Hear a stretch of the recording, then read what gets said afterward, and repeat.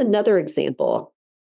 The patient was out playing with lumber, got a wood splinter, partially removed the wood splinter, but was worried there was still some splinter inside. X-ray was performed.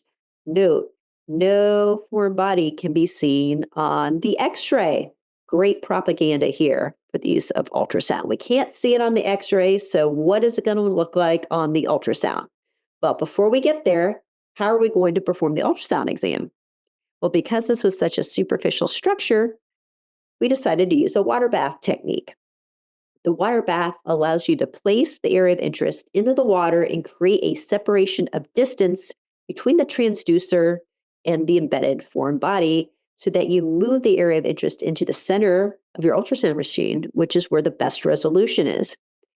If it was on the bottom of the foot, you would instead want to use a 100 cc saline bag, being sure to remove the bubble out of the saline bag first, and then you could put the saline bag on the bottom of the foot with a layer of gel between the bag and the foot, and then also gel on top of the bag between the transducer and the saline bag itself.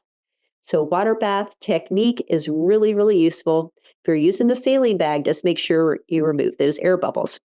So here's an example between direct contact versus water bath, where you take your area of interest, in this case, the finger, and you move it to the center focal zone of your ultrasound machine. So for our patient, we're going to sink that hand down into the water bucket, and we're going to bring the transducer actually up just about a centimeter above so that the transducer is below the water surface, just slightly submerged in the water, hovering about a centimeter above our area of interest. And this is what we see. So this is the patient that had no foreign body visible on hand X-ray, that we now see the echogenic foreign body ends up being a wood splinter embedded into the muscle of the hand. This area here represents the water of the water bath. And this was removed quite successfully.